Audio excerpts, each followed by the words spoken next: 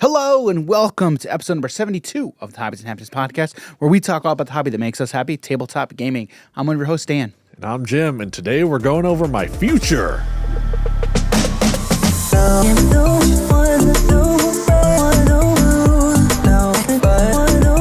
That is an interesting way to open up the show, Jim. Tell me I'm wrong, Dan.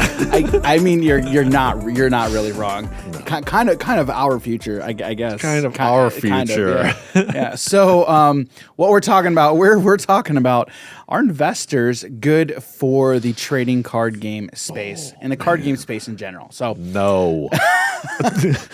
All right. Well, before we get into it, we're going to talk about our sponsor. If you head over to our affiliate link, www.audibletrial.com/hobbies and happiness, sign up for a free 30-day trial of Amazon Audible. That's right. Amazon's Audible is an audiobook service where you get a one free credit every month to add an audiobook of your choice on the store to your account. You know what? Audiobooks are a fantastic way to honestly listen to on your commute when you don't have a podcast to listen to. You know, some podcasts like ours are weekly, and some podcasts are bi-weekly, but like ours, you've got one episode a week. What do you do for the other days of the week where you don't have a podcast to listen to? You don't want to know. You listen to an audiobook. That's what you do. So if you head over to our affiliate link, again, www.audibletrial.com/hobbies and happiness, you can sign up for your free 30-day trial. If you don't like the service, you can cancel before the end of that 30 days, but you get to keep your free book. That's right. You still get to keep that book. And if you're an Amazon Prime member, you actually get 2 free books added to your account. So head over to our affiliate link, audibletrial.com/hobbies and happiness. Sign up for your free 30-day trial today. All right, Jim's doing a lot of yawning already. It's been a long day, Dan, but I'm ready. Yeah, this is so we started talking about this a little bit beforehand, before we started recording, and like come to find out, we have a lot of thoughts. We're like, screw it, let's just do it. Yeah. Well, we're gonna do it live. We are gonna talk about it. So the funny thing, right before we start, the funny thing was Dan was like, "Oh, hey, you want to talk about this?" And I'm like, "I could talk a little bit about it." He's like, "What can you talk a lot about?" I'm like, I have no idea until we get to it. I don't really know. And then like we started talking about this one thing, and like I started talking, and he's like, "This is what we're talking about." So this topic kind of gets talked about in the card game space a lot. No matter what game you're talking about. Normally, like with Magic, this comes around. I remember this topic coming about when Pioneer, right before Pioneer was announced as an official format. Yeah. Now, if you're in the Magic scene, if you know what's going on with that game, you might remember that there were folks in the investor space, okay, within the Magic community who had inside knowledge that this format was going to be a thing. So, and I think, correct me if I'm wrong, Jim, but what I remember is since they knew this format was coming, they knew that there were going to be certain cards that were going to be must-haves for certain decks. And so I think staples. Yeah, I think they like bought up a lot of the supply of these cards because they knew the demand was going to be there for these certain cards. Yeah. I know it happened for Commander. For Commander, okay. Painter's Servant. The colorless card. Yeah. There was, before the card got announced that it was unbanned off the Commander format. Yeah, right. A bunch of them that got sold on TCG Player. A bunch got picked up. Okay. So then there was definitely some, insider knowledge there. Trading. Yeah. So, but for the other formats, I don't really know exactly, but that one 100% happened. Yeah. Well, it's funny because like we have insider trading laws, right, when it comes to stocks, right? Yeah. And like with card games, you 100% you have these secondary markets, which we've talked about at length on the show, right? Yeah. It's just, I mean, we have these markets. There are no laws that govern these markets now. And now I'm not saying that I think there should be laws. I'm just pointing out that there aren't.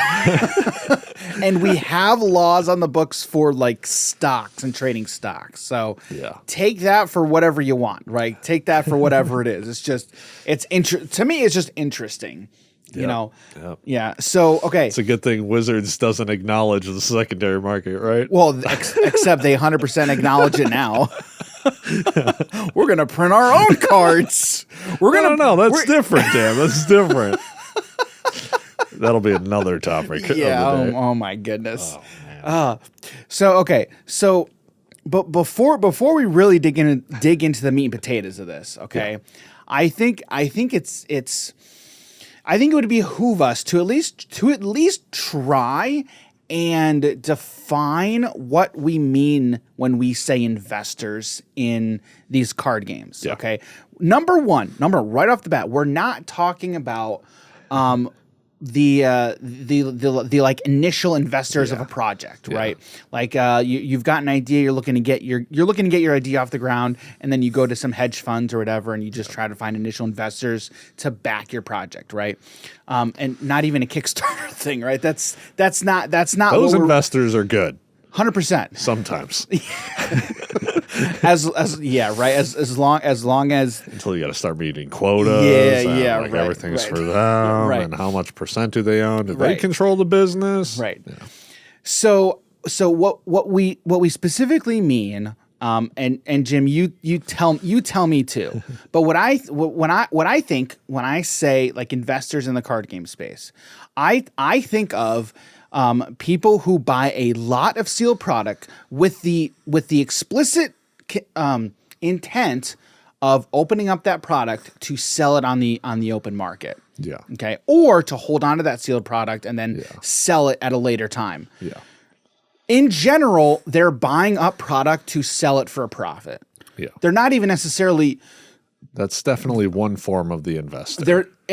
They're not necessarily even wanting to use the product to play the game, for instance. They're just they are in the space specifically to, like a stock market. They're essentially treating this market for whatever card game, we're talking about, as an avenue of making them money, making them profits. Yeah. That's what I mean when I say investors in the card game space. Mm-hmm. Okay. And in general, I think that's what a lot of people are meaning when they even have these sorts of conversations.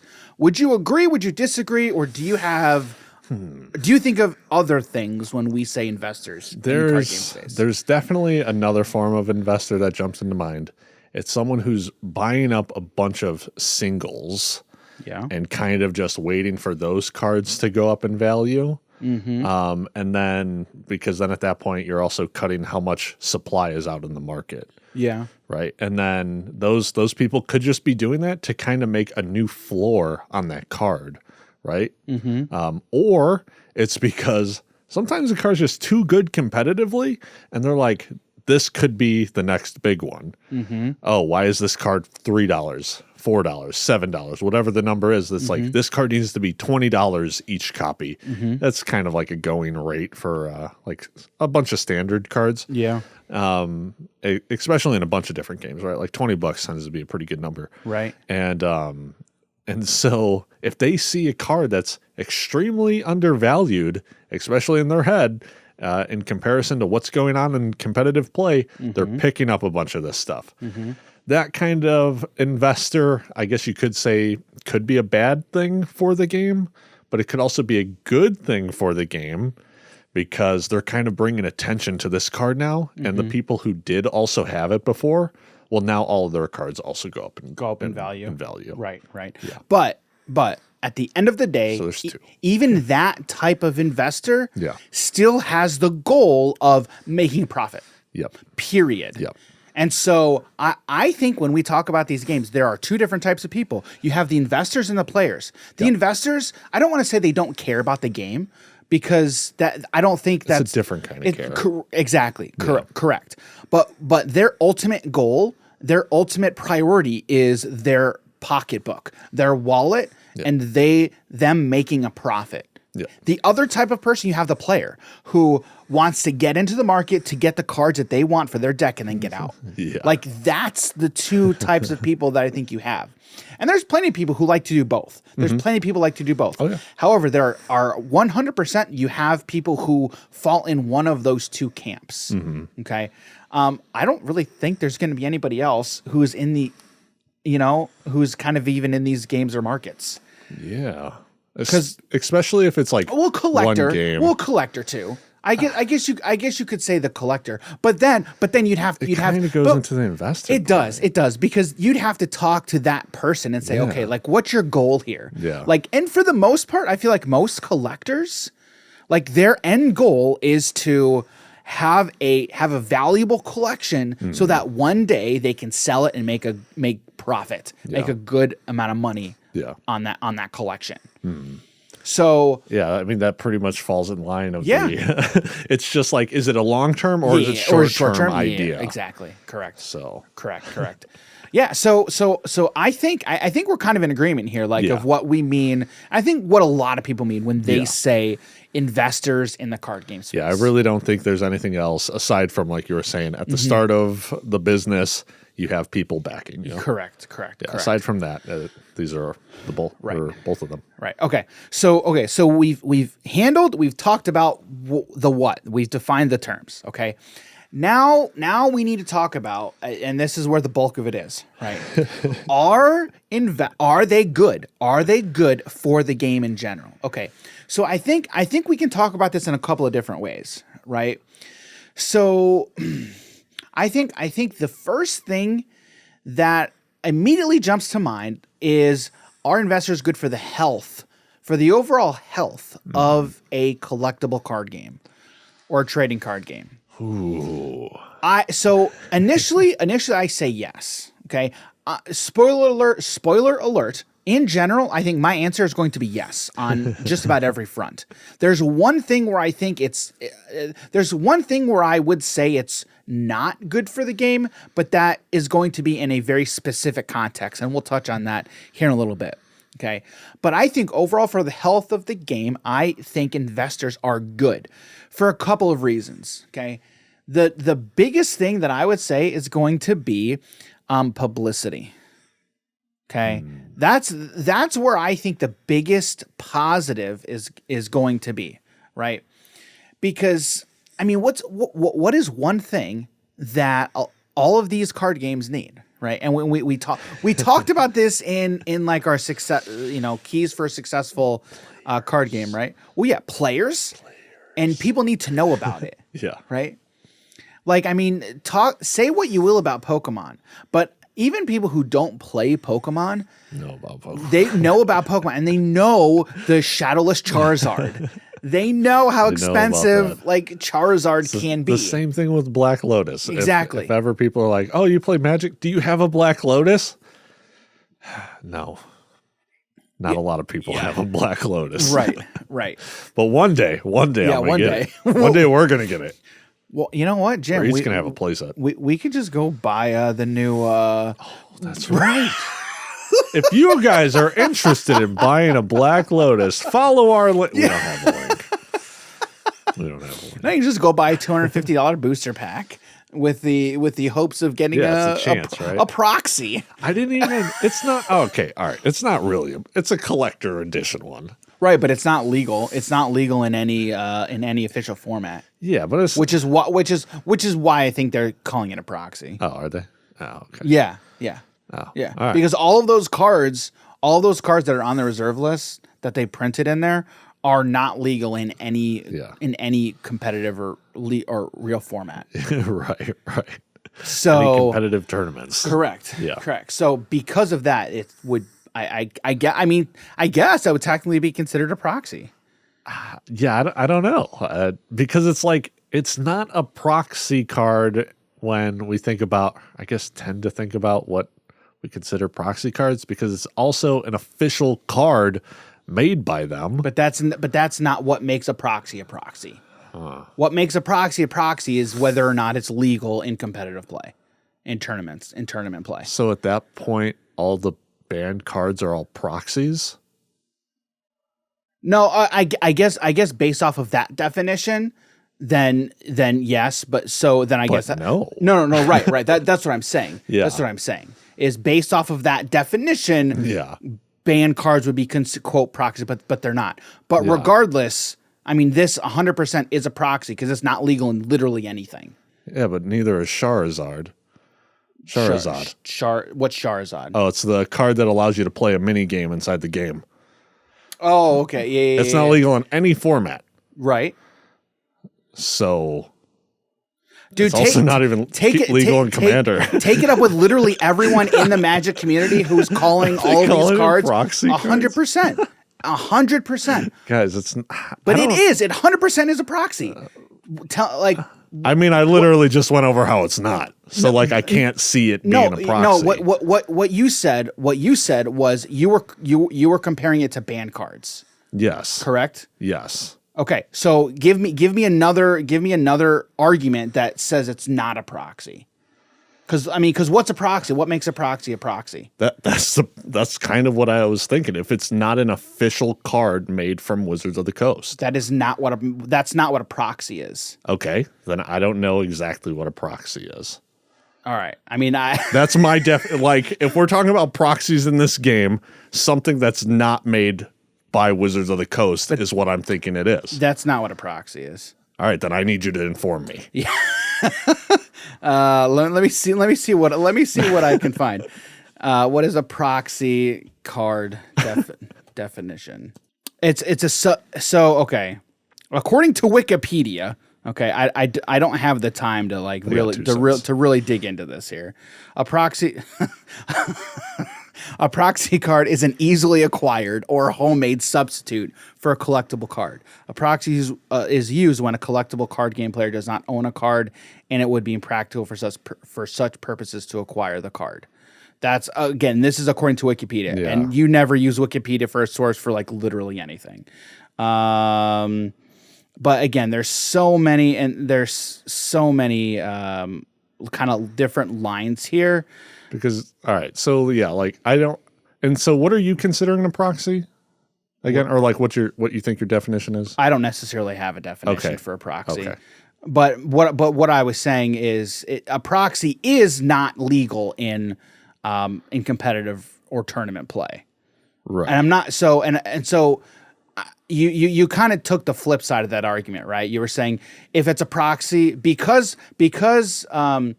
banned cards are not legal in tournament play, banned cards must be proxies. No, that's a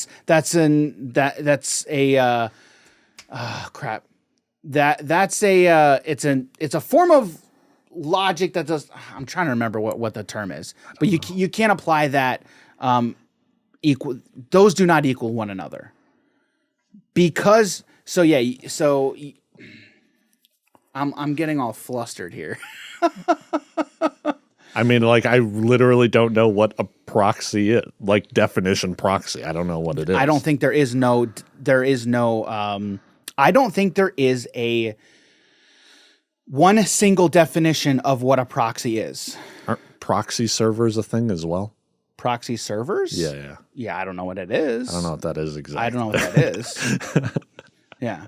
I don't know. But you cannot play these cards in competitive formats. Right. Or in competitive tournaments and tournament play. But I don't know they're if not that's legal. Partially because it's not specifically made from. It has nothing to do with that. I don't see how it doesn't, though.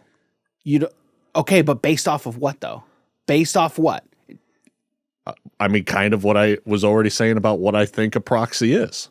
Like you were saying, there's no definition for it. That's why I'm saying why I think if it's anything made outside of Wizards of the Coast, then I believe since all of those aren't playable in tournaments at that point.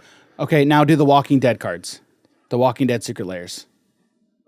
Didn't Wizards make those? They did. They're not legal. They're not legal in competitive that play. Also, specific rule. No, those are legal in Legacy. They're not legal in every form. In Legacy, okay, but they're not legal in every other format. Because based upon the rules of Modern and Standard. But it's legal in Legacy and Vintage, though. But it's an official card made by Wizards of the Coast, right? Exactly, but it's still playable in tournaments. Not every tournament. The tournament, it's legal. The format, it's legal in. The Street Fighter ones. Are the Street Fighter ones legal in? Are those Silver Border? I don't know. No, they're not Silver Border. I believe they still are because I believe the Hadouken one is Lightning Bolt. Yeah, right. That is. But that's I think that's the only one. We got off on a humongous tangent. And also, here. I don't believe those are proxy cards. Those are just new cards in the game. But I don't know if they're playable in Legacy or not. Right. So yeah, the Black Lotus. The Black Lotus is Black Border. This is the one from the whatever the latest set is? Correct. And it's banned in everything and not legal in everything. It's I believe the back side of it has that gold border like the other collection cards. It does not? No. Oh, say that again? So the other collector cards that were made a bunch of years ago, on the back of them, it has a gold border frame. You mean on the back of the card or the front? I thought it was both. No, it's not. Okay. At least what I'm looking at in general. But or the old ones, I believe, have gold border on the front and gold border on the back, and it says collector edition written on it. Yeah, not in the 30th anniversary one. Not the at least what I see. Okay.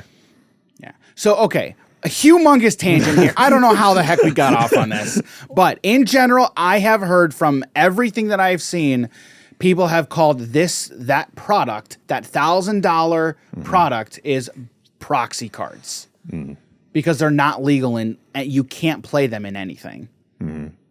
So that is the basis that I am going on. Yeah, I just wouldn't agree with that idea. You take that up with the entire Magic community. I wouldn't say entire Magic community.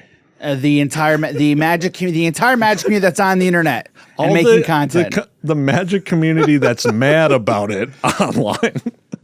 Those are the ones talking about stuff. No, even the people who aren't mad about it.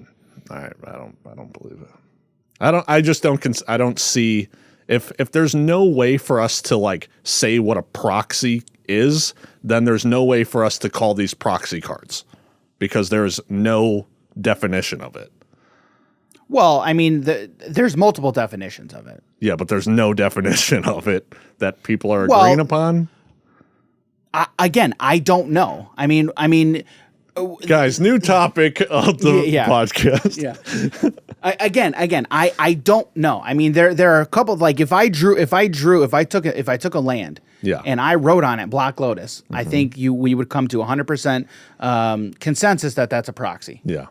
Right. You damaged the card to change it into something else. Yeah. Okay, then I took a sheet of paper and just drew on it, and then put that on a separate card or put it in a card sleeve. That's a proxy. Yeah. We would 100% agree. Yeah. There. Okay. If I bought a card, if I bought a card from someone else who was a printer and they made it look like the maybe not necessarily look like it, but it was a high quality card, right?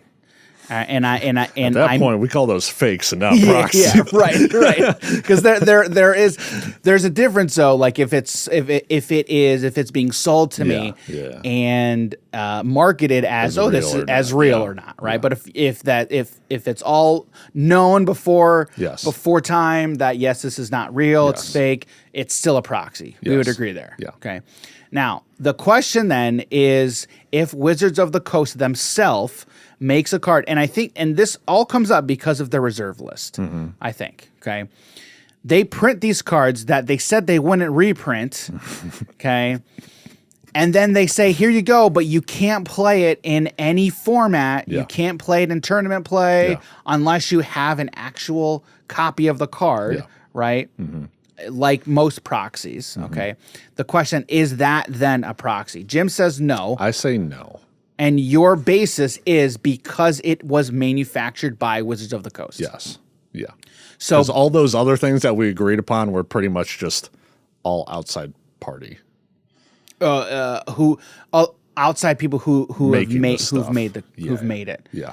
But I mean, Wizards of the Coast themselves aren't the ones printing it, right? It's they're contracting someone else to do it for them. Yeah. Right? So, Sure. But what I'm saying is we agree there. Yes. Okay. So, but because Wizards, whoever's printing, I don't know. No, right. I mean, but that's just the nature, like the logistics of the whole thing in there, right? Yeah. So we get that, right? But they're the ones selling it because Wizards is the one selling themselves are the ones selling it. Okay, because Wizards is the one selling it, you're saying that makes it not a proxy. Yes. Okay. So in your mind, a proxy is a card that is not made by the manufacturer designer of said game. Correct? So third party card making things. Right, whatever. Right, whatever you want to call it. Correct. Okay. Yeah. What makes a proxy then? I guess is what I mean. Again, in your mind, again, and that's what you're saying. Yeah. Right. So okay. I mean, I see that. I can understand that. Okay. But again, all I'm saying is just from everything that I've seen, the internet is calling the recent $1,000 anniversary collection. Those are proxies. So take it for what you will. Yeah. That was an interesting, because like partially it's also of proxies are fake cards. Well, and Wizards aren't making fake cards. But what makes a fake card then? Because I guess kind of at that same point, right? Because again, I took an island. That's a card, right? I wrote on it to make it something else. It's still a card, right? It's still a real card. Well, it's still a real card. It is a real card. Yes. Okay. Right. So when you say fake card, yes. What exactly do you mean fake card? I get all right. So with you writing on it, it's altering it. I mean, you could also write Black Lotus on it. Yeah. But if it's an island, still play it as an island. Yeah. In a real tournament, you still can, right? So I guess what makes a fake card? Something that you could potentially get sued for by Wizards of the Coast for making and trying to benefit from off of their product. I don't know exact terms. I'm just making it up. Okay, but the interesting thing though is, in all honesty, when we talk about proxy cards, when we talk about proxies, I feel like that topic in and of itself is directly correlated to investors in the game. Yeah. Right? Yeah. Like the reason that proxies exist in these collectible games is because people either don't want to spend the money or take the time to acquire the cards that they want, so they just proxy them up themselves. Yeah. But I think proxies, generally speaking, are done because they're proxied of expensive cards. Yeah, normally, right? Or so it's either like expensive cards, or it's like the thing where it's you have it, but you don't want to take it out of your one deck to add it to the next deck, or so it's at that point it's just what just makes life real easy for you. Convenience. It's a convenience factor. Exactly. Yeah. But still, I think I do think proxies are talked about very similar, not necessarily similarly to, but they're closely related to investors in the games. Also, I know how we got there. Yes. We were talking about how everyone knows Pokemon. They know the black, the shadowless Charizard. And I'm like, everyone who knows Magic exists. They're like, you got Black Lotus. And then Dan's like, but you could have it for X amount. Maybe. Who knows? Yeah. All right, that's how we got there. That's how we got there. That was like the biggest circle ever. Wow. Yeah, that was the biggest derail I think we've done. Ever. There's going to be people watching this or listening to it like, guys, I don't care about proxies. We're talking about investors, okay? Get back to it. All right, if you guys know what a proxy is, let us know. Yeah, how would you define a proxy? What's a proxy server? I really need to know now. I don't know. Yeah, but I'm interested to know what you and again, I think in general we do have a general consensus of what a proxy is. Yeah.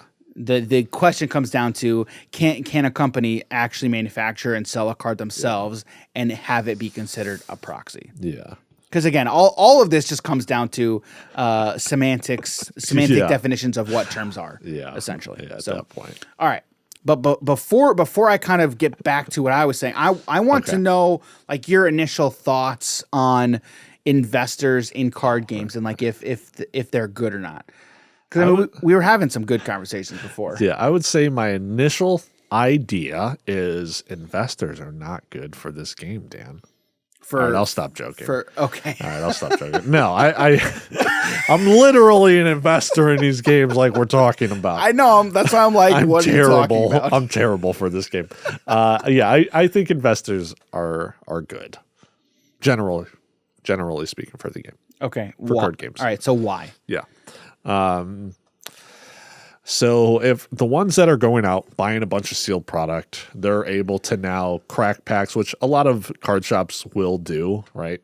Right. And so they're providing singles to people in the local space, or if they're selling it online In their local market, right? Yeah. Right. Or online. Yeah. So now they're getting supply out there to people that are pretty much, demanding these cards. If, if these investors go away, well, now it's up to everyone else to now have to buy packs, and then hopefully you get the singles, or now you go sell these singles, which a lot of people don't want to do. No, but Jim, that's like such a good point. Yeah. Because I feel like most players are, okay, maybe not most players. Maybe most players in these games really have a good understanding of not where where the cards come from. Yeah. Right? Because if you think about it, if you think about it, like where do you get your cards? Well, because a TCG player, Dan, of course. but the other thing too is I wonder what the percentage is of people who just go out and buy boxes and buy packs themselves or buy singles. Guys, if you're looking to build a deck, don't buy sealed product. Yes, I agree. I agree. Unless you're big into the format, right?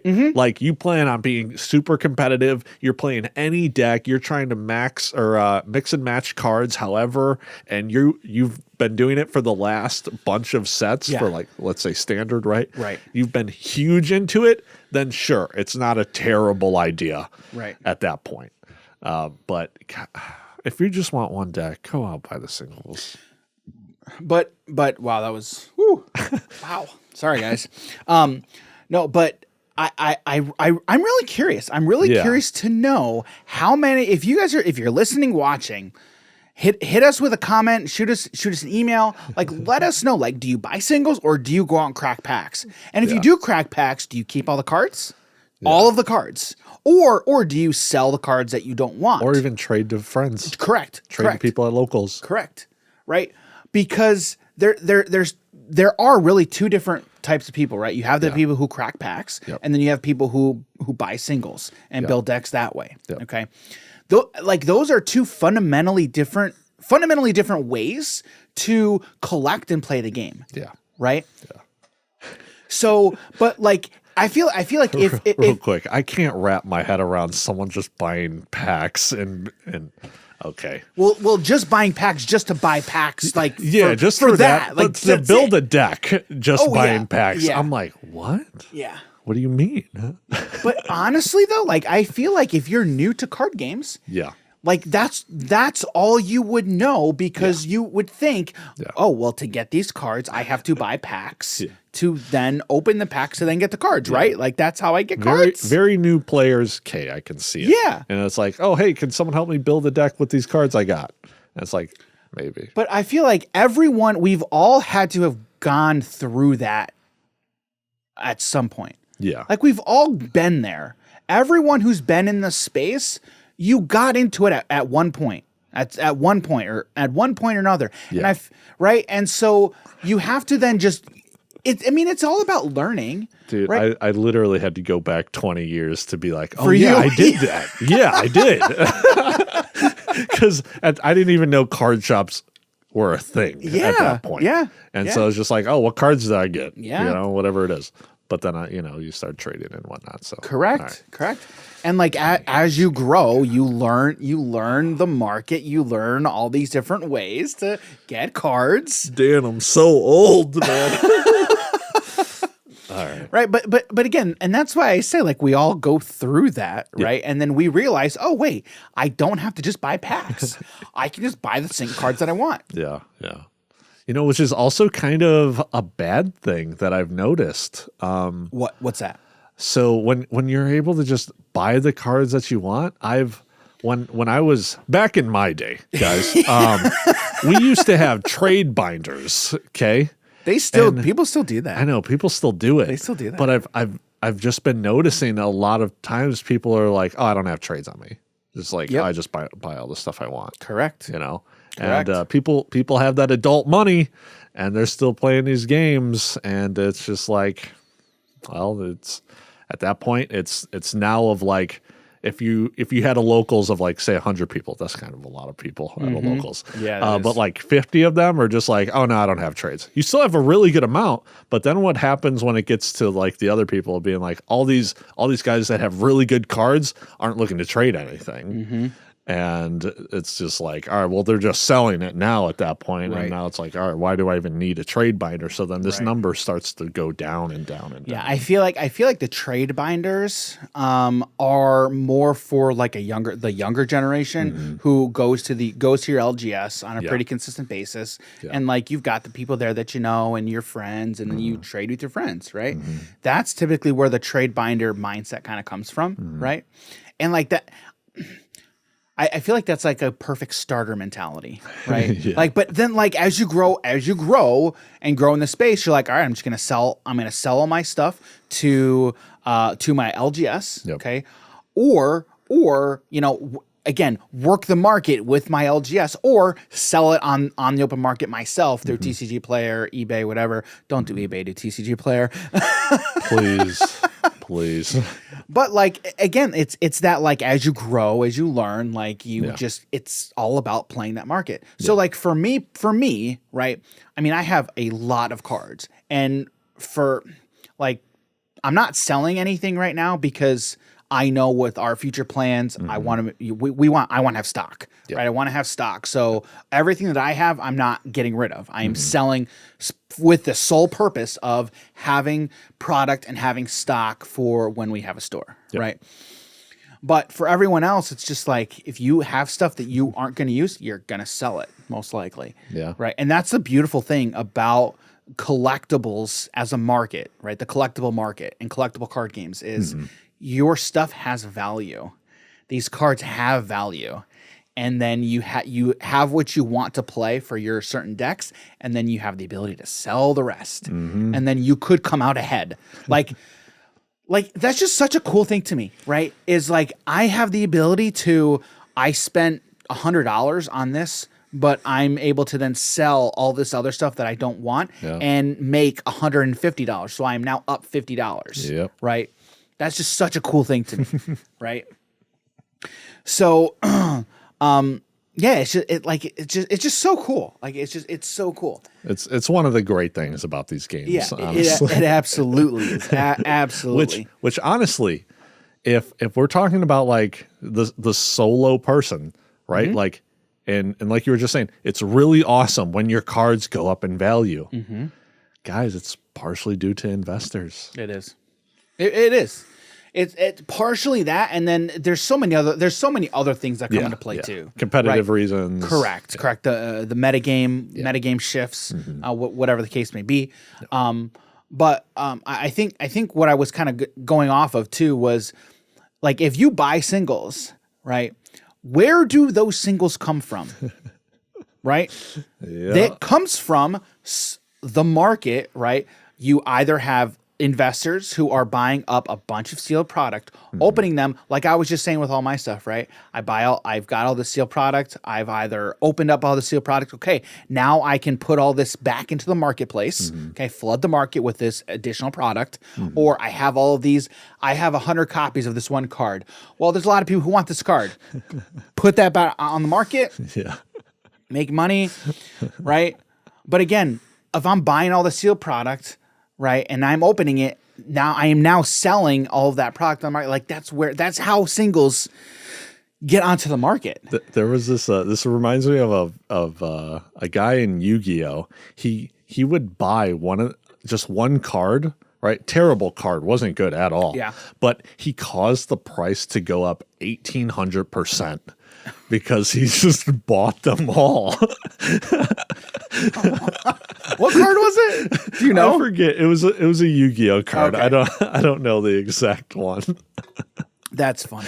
Yeah, it was so good, man. It was not a good card. It's just a common card. Yeah, yeah. But it caused the price to go up so much because now there was no supply because he had it all. Yep. That is a terrible investor right there, or a good investor. I don't know. Yeah. I don't know what you call him. Hey, he knew what he wanted. He bought it all at a lower value, and then the price went up. Yeah. All right, now I'll just sell it. But at that point, you need people. You need the demand. Yeah. You need the demand. I think it was also partially due. I think from him specifically, he increased it like 400%, and then it was like people saw it, so they started buying them up off the market. Because they saw what the market was doing. Yeah. They're like, oh, look at this trend. It's going nuts. But like and then you have investors who specifically like they watch these card game markets like a hawk. Yeah. Because they are looking for any opportunity to make a quick buck. Yeah. And I feel like a lot, maybe not a lot, but there definitely are people who do that. They're watching the market to see what kind of cards they can flip on a dime to make a quick buck. Yep.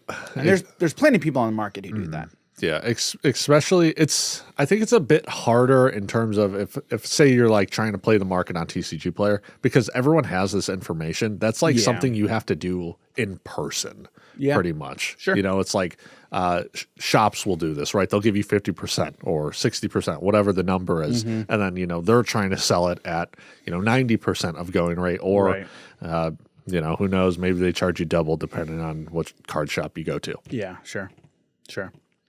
So, okay. So I won't think say any specific names. Yeah. Oh, come on, why not? All right. Next. Next question, Dan. Okay. So I think it's pretty clear that we think in general investors are good. Are good for these games. Yeah. Okay. And I think what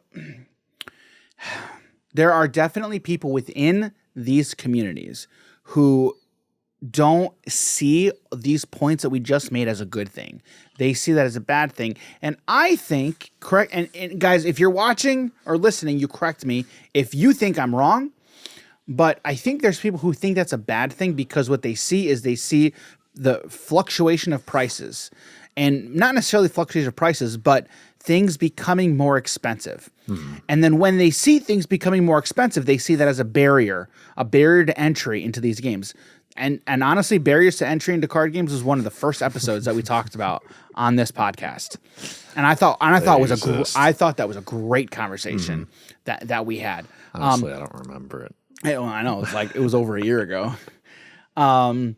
But one of the things that we touched on a lot in that episode was cost. Yeah. And we all understand, we all realize that cost is always a prohibitive barrier in these games. And they talking about this recently too, about the difference between CLGs, living LCGs, card games and TCGs. Yeah. Yeah, it's always a thing. Yeah, it's always going to be a thing. It's always going to be a thing.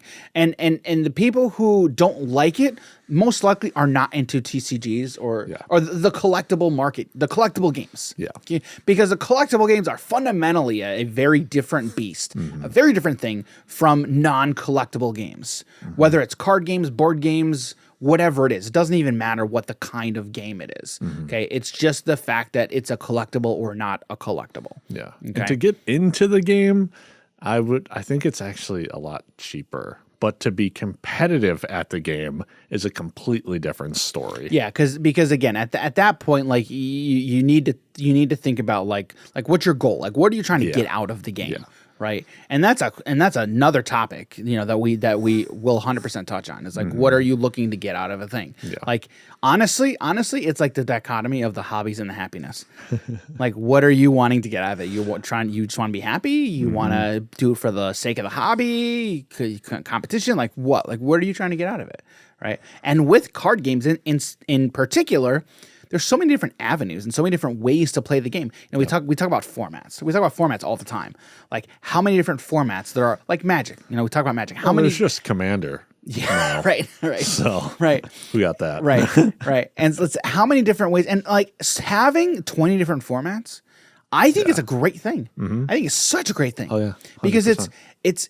and we've talked about diversity before. Like that is 100%. I think that's diversity in card games. Like in just one game is the diversity of a game and the diversity of how you're able to play the game, right?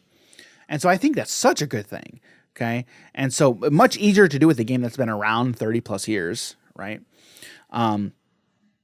Again, this is another tangent that I feel like I just got off on. So I don't know how I got there, guys. I'm sorry. Oh, we're talking about barriers to entry, right? And so there definitely are people who see something becoming more expensive as a bad thing, which I get it. Like when you're having to spend the money, yes, it's a bad thing. But when you're the one selling it and you're making the money, then it's a good thing, right? Like from an individual standpoint, right? So the question then becomes, is that good for the game as a whole, right? Like I think in general, games becoming prohibitively expensive, okay, are not good for a game as a whole.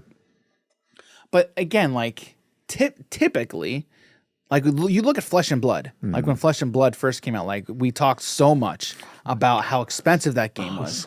But it's not that way anymore. Yeah, like it's it's very much not that way anymore.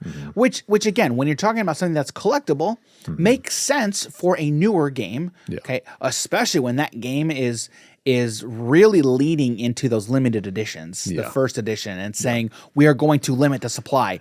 The moment you say you are going to limit the supply, okay, what do you think is going to happen to the price? You know what the crazy part about that is to me is like they're like, all right, we're going to first make the first ed stuff, and then they're like, once all that's done, we're going to wait a little bit and then make unlimited stuff. So it's like not only are you producing this stuff that's already more expensive to now even get, but now you're looking at there is a period of time where there's nothing getting made. Yeah. And now we got to start making the unlimited section of it. So if we're talking competitively as well, back then it was nuts. It was crazy. It was ridiculous. It was crazy.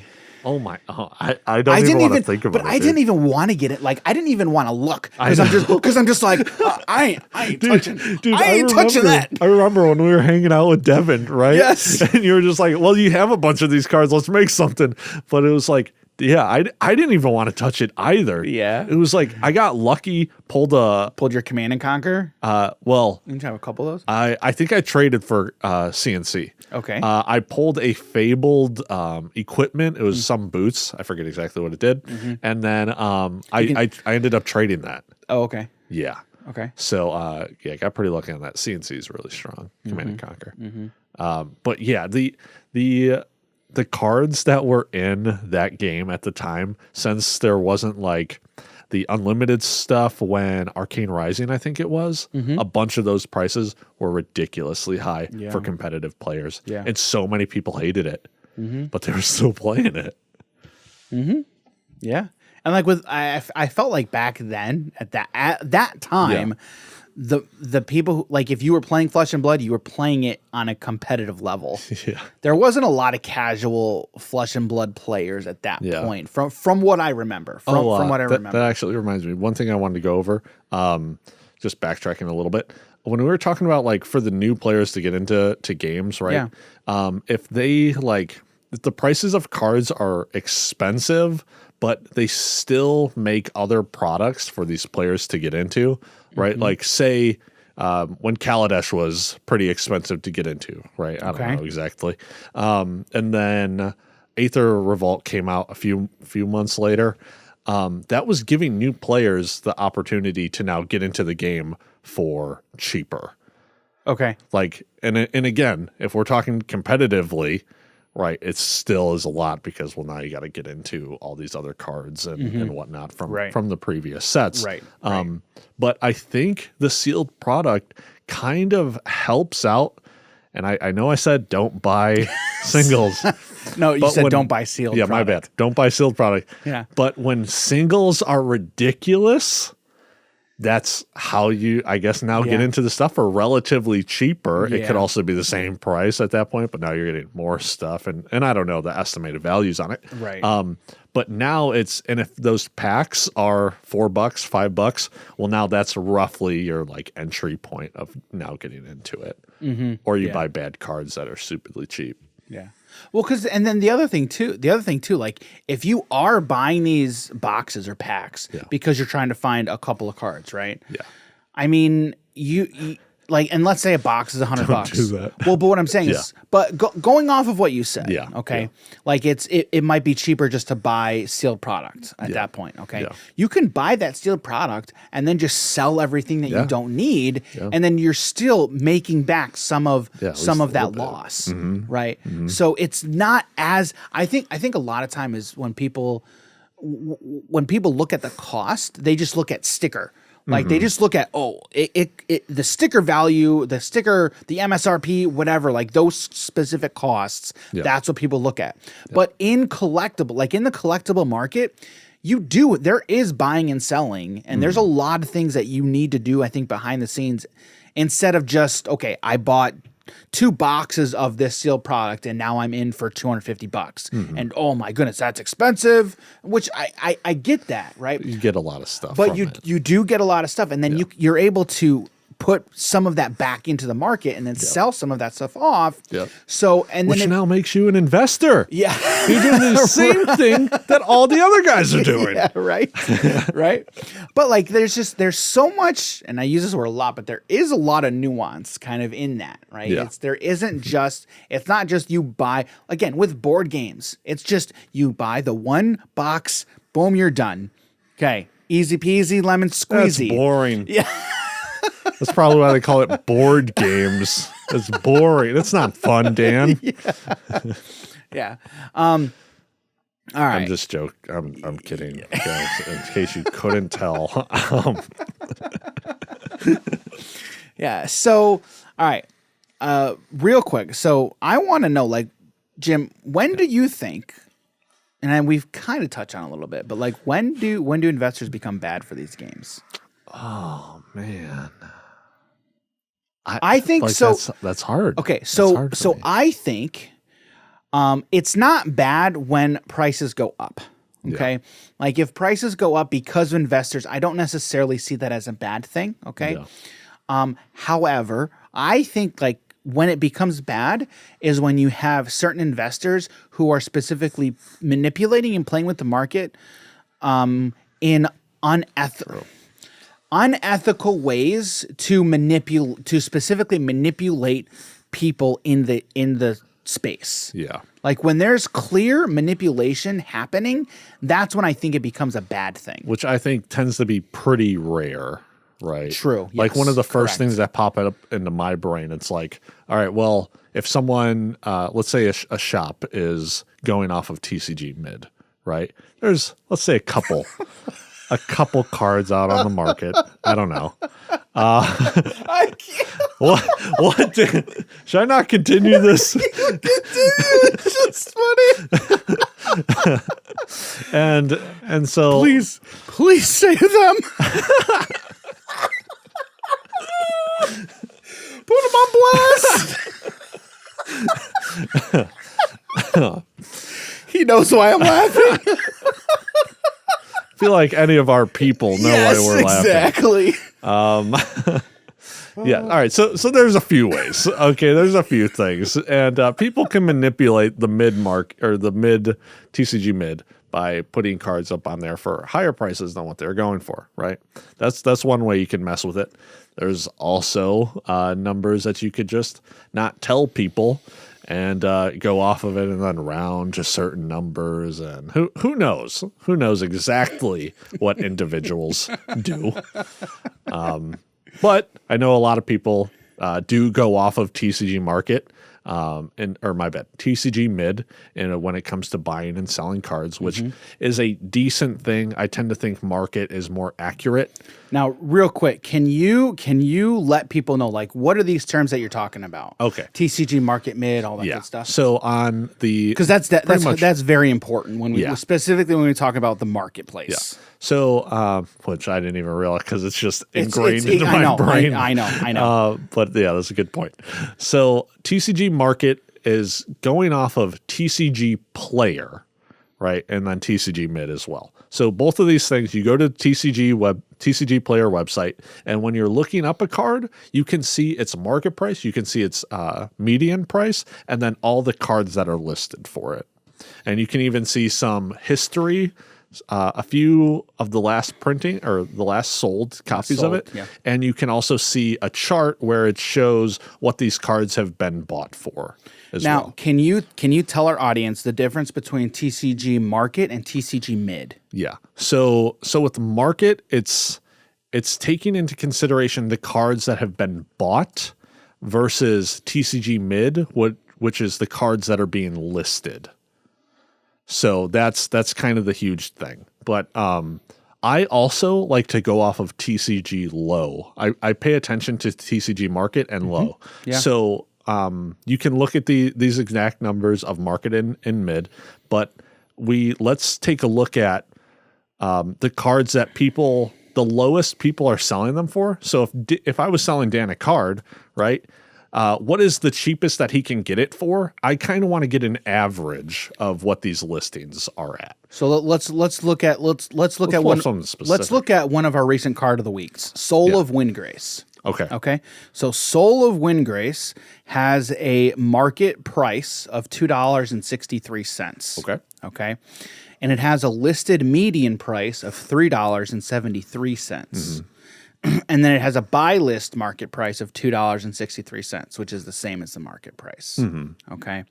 So based off of what you said, okay, the market price at $2.63 is the average of the sold. Yeah, kind of what people are paying for it. They're paying for it. And then the median is what it's being listed at. Yeah. So $3.73 is what it's listed at. Or my bad, what they have bought it at, because there are certain times where if a card, let's say a card gets banned, right? And that will pretty much always cause its price to tank, right? So the market price is based upon of what has been sold relatively recently. Okay. So if there is a point where, let's say it was $10, but now you could see that a bunch of people are now selling this card between $1 to $3 range, then we can kind of take an average off of that and be like, all right, well, I'm not going to sell it to you for $10, even though the market says that. It's not really the going price for this card. Right. So that's why I tend to like to look at the low part as well.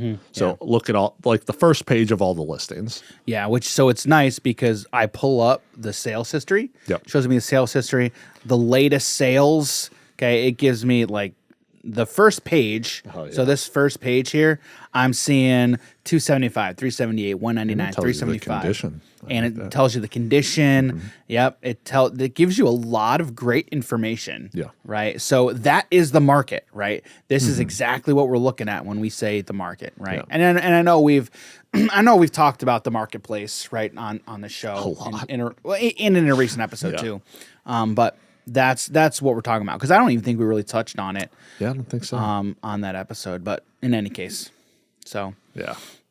So now you guys can also become investors just by knowing this little bit of knowledge and how to go about it. So other than anyone attempting to, well, specifically investors, right, manipulating the marketplace of these games, are there other ways that you think investors can be bad for these collectible card games, TCGs and CCGs? Because in my mind, I'm like, I don't think there really are other. Do we see it bad? Kind of the opposite way of the people who buy sealed product to Sit on sell it. Well, yeah, I'm more so saying the opposite of what this is, which is buy sealed product and sit on it. Yeah.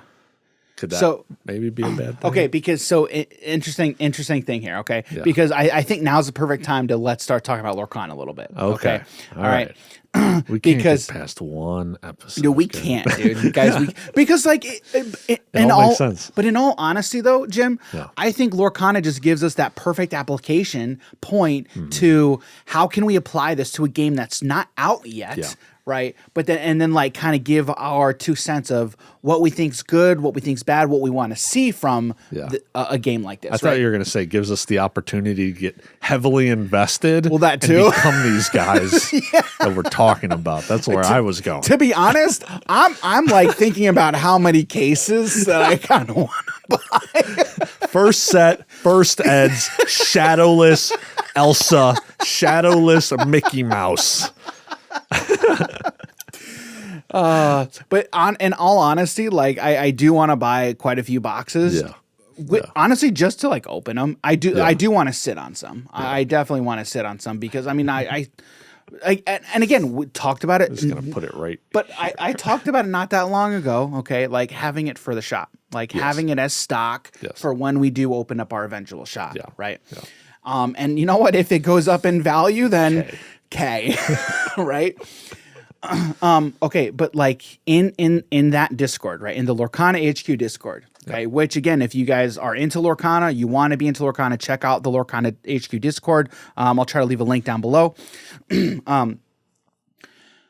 There's been talk about like, oh yeah, people are gonna buy a bunch of cases and boxes just to sit on it, and I'm like, I'm thinking, I see that, and I'm thinking to myself, I'm like, I mean, I'm probably gonna do that because I'm gonna do that. But again, like I have to take this back. And I think about the different people in these games. You have the strict investors who people are in these games because they want to invest and they want to make profit. They want to make some money because that ability is there. And then you have the players like, do these investors exist at the expense of the players? Yeah. I don't think so because I want to say you can't have one without the other because that's not necessarily true, right? But I think you will not have the ability to buy singles without investors. And because I think that's 100% true. Regardless of whether or not we're talking about people who are specifically buying product to then flood the market with it, or people who are buying sealed product, taking the cards that they want, and then just putting the rest on the market because they don't have much use for those cards. Yeah.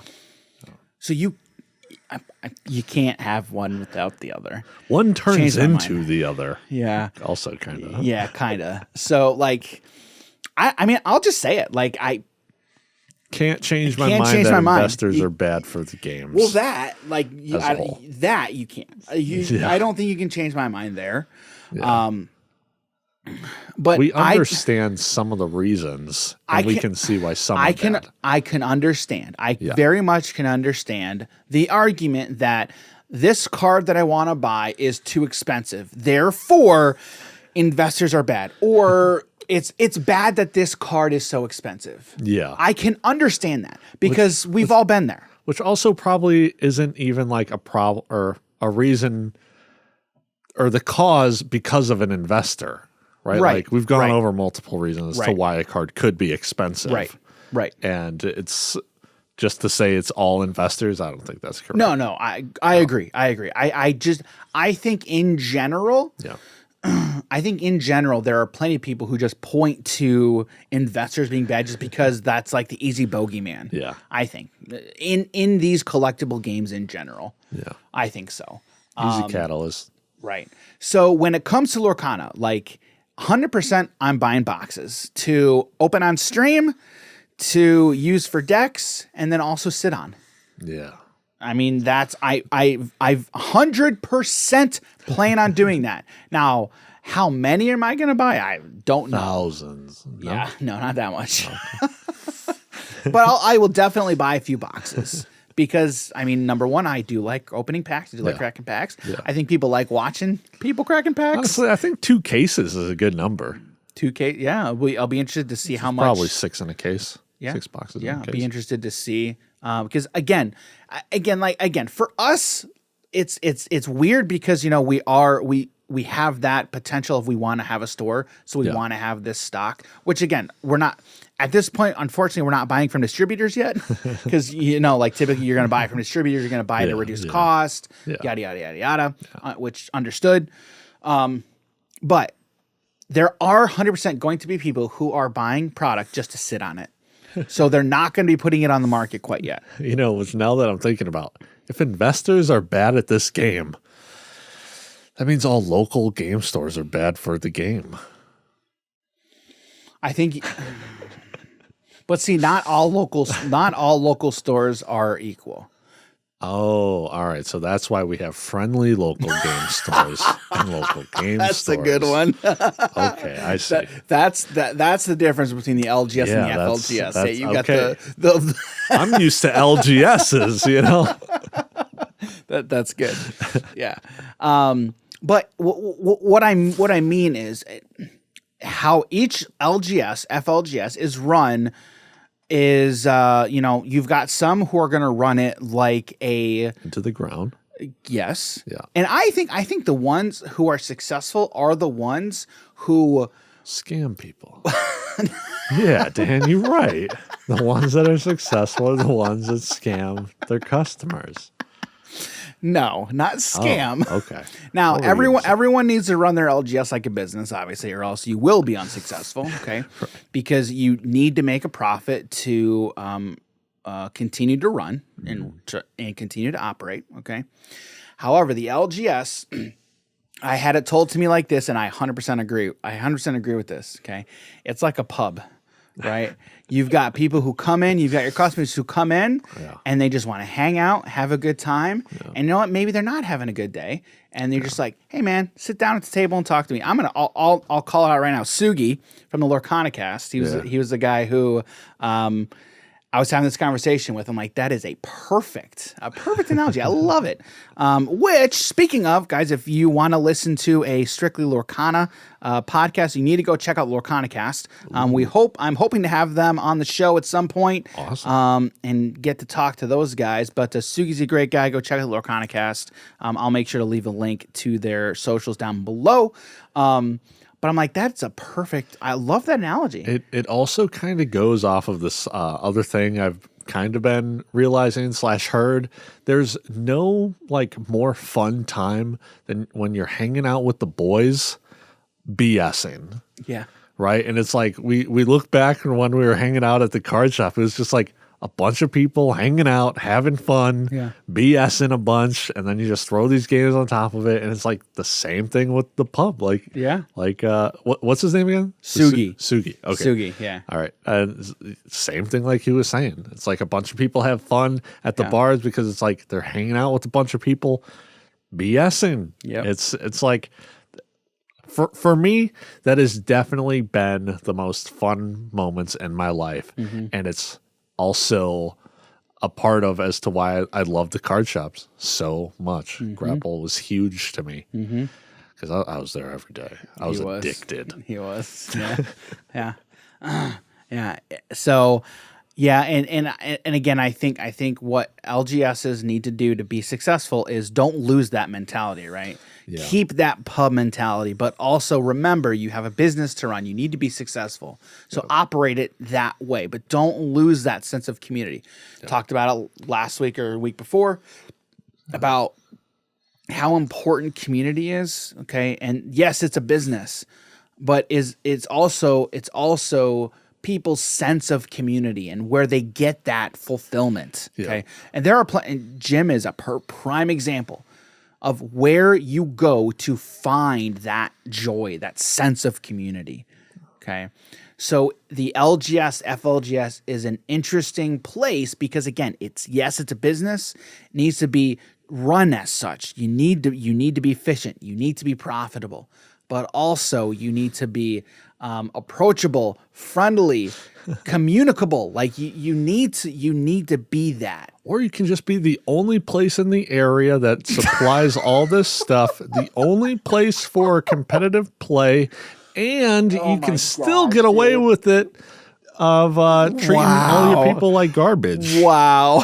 Shots fired again. What? No. I'm just saying that's how you could run it, Dan. I'm not saying anything specifically. There have been so many shots fired this episode from both of us. Holy cow. So yeah, like you could Guys, have that. if you know, you know. Running it by fear only works when there's no other options. Yeah. When another place comes up and they are being treated way better, love goes farther than fear.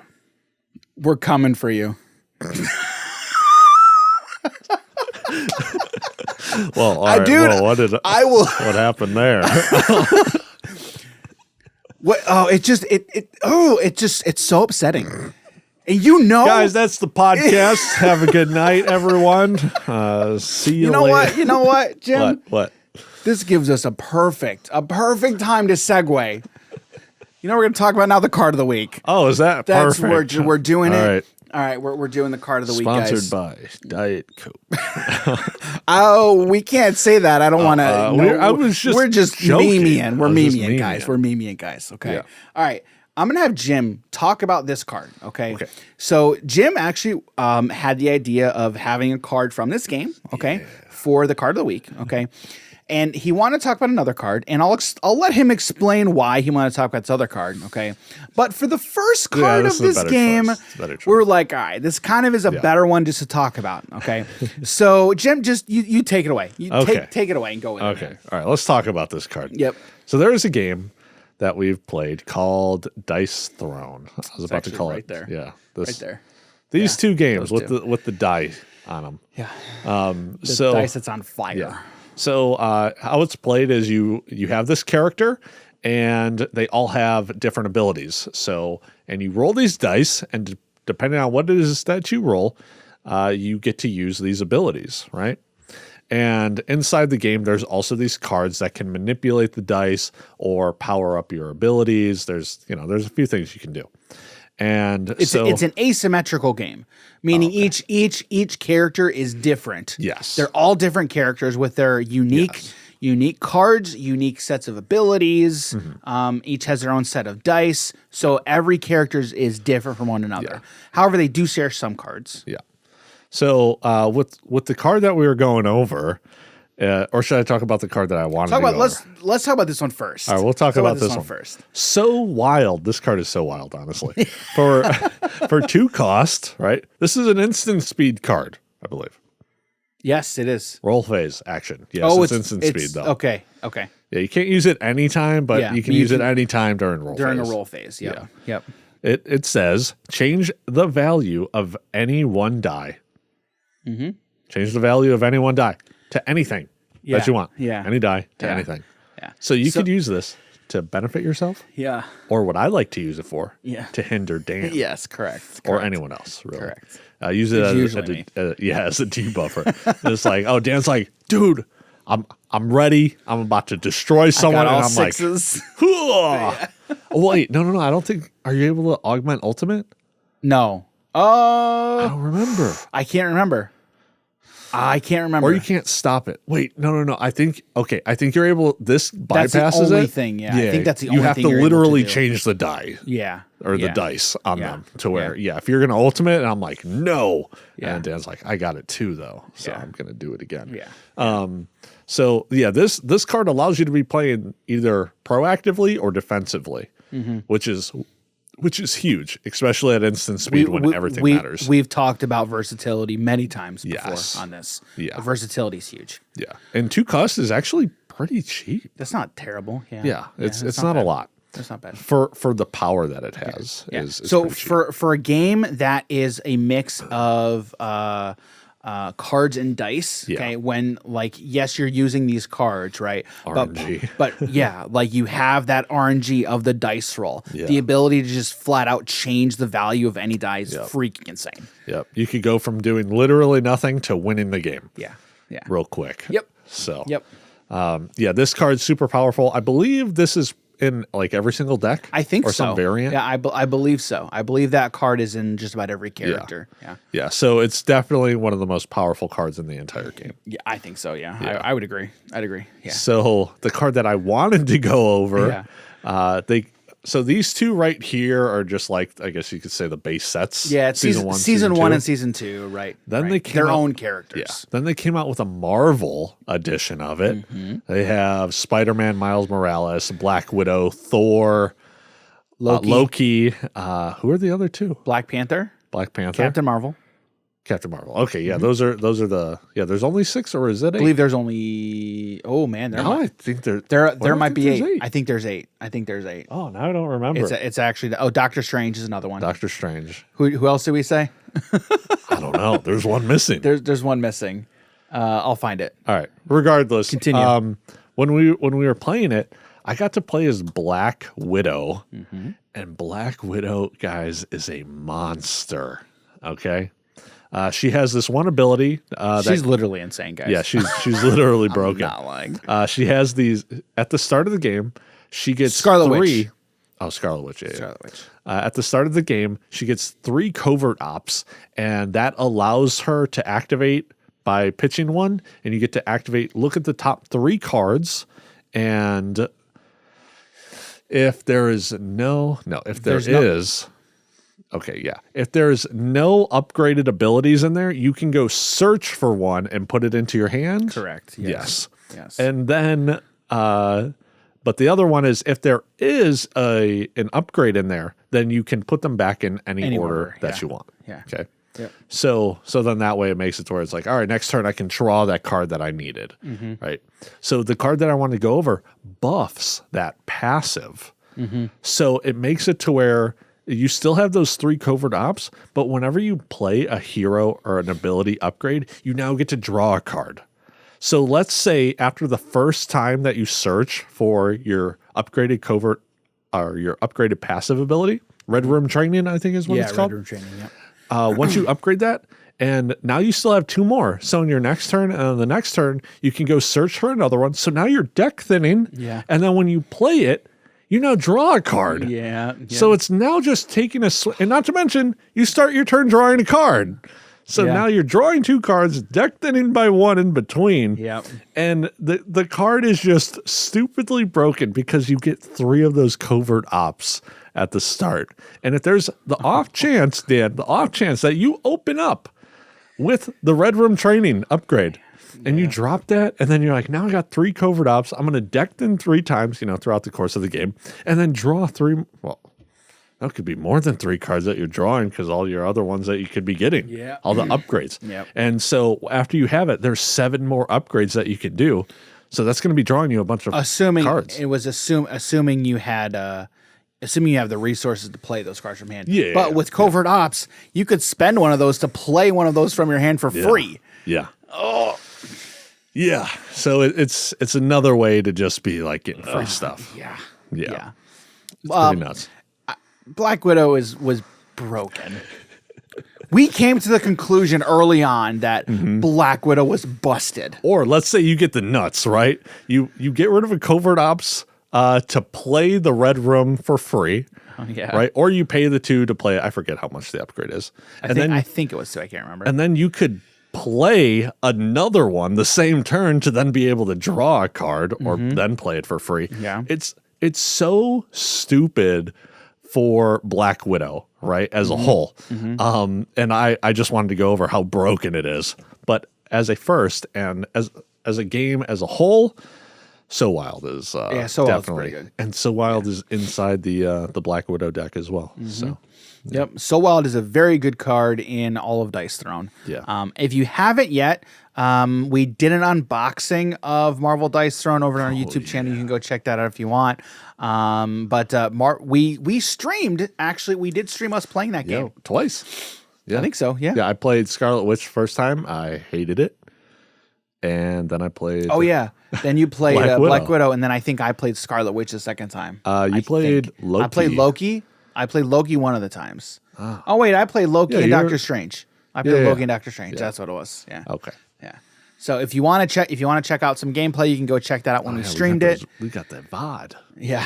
Yeah. So that was a lot of fun. But so Wild is this week's card of the week. We got another card from a different game. And want to continue to feature other card games on the card of the week. Yes. So, all right, gentlemen, ladies, and everyone, thank you so much for being here. It was a lot of fun. But you know what, before we finish up here, I want to kick it to you. What do you guys think? What's a proxy? What's a proxy? But also, what's your opinion on investors? Yeah. On investors in the card game space? Do you think they're good for the games? Do you think they're bad for the games? And if you, whatever you think, yes or no, let us know your reasons. Let us know your reasons. Shoot us an email or leave a comment down below if you're watching on YouTube. Let us know. Very interested to know what your opinion is in the investor spape. And just remember, if you're against investors and you leave a comment down there, we will ignore it. No, those are the ones I want to read. Yeah, seriously. The ones that don't agree with me, that's where I want to engage the most. Yeah. If you agree with me, great. Like I'll be like, cool, awesome. But it's just, I like having that back and forth with people I disagree with, just to kind of get their take, kind of get their take and understand a different reasoning. And also learn a little bit too of, where I might be wrong too.